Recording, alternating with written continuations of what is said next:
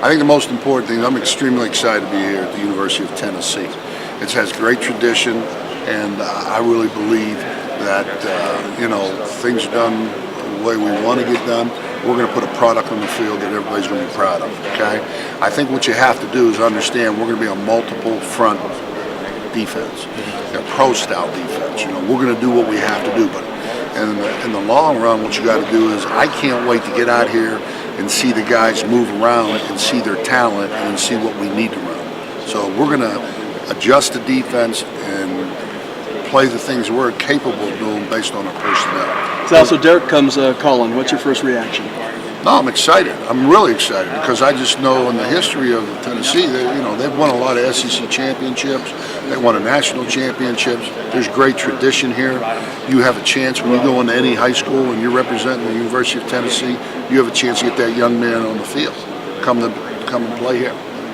The experience of the last few years and working with Nick, bringing that here, what can that do for you? I think, the greatest thing that ever happened to me was being with John Fox in the National Football League and being able to evaluate talent and then going there with Coach Saban and doing what we did down there with Nick was pretty good. You can see the development of young football players coming through the system. And no matter what anybody tells you, you can have all the talent in the world, but if you're not developing fundamentally and playing with passion and playing with toughness, it doesn't matter what you run. And that's what I'm looking to do here. So those basic philosophies that Derek did line out, the physical, being more aggressive out there, is that how you would want your defense described anyway? Well, I think like anything else, what I want to do is I want to put a product on the field that everybody's going to come to this stadium and they're going to say, you know what, these guys are playing hard, they're playing reckless, they're giving their body up for this university, and they're making plays.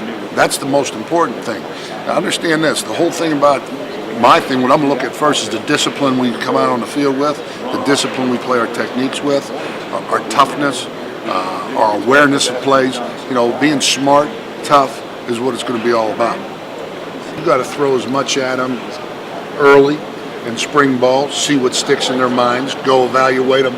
We'll do a quality control right after spring ball, see what we're doing right, and then we'll come back and then we'll run what they can run.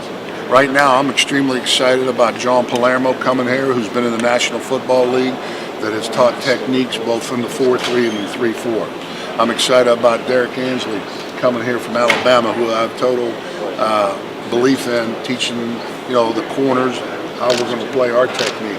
I'm extremely excited about Terry Joseph, you know what I'm saying? So, our whole defensive staff, those guys are up in the room right now.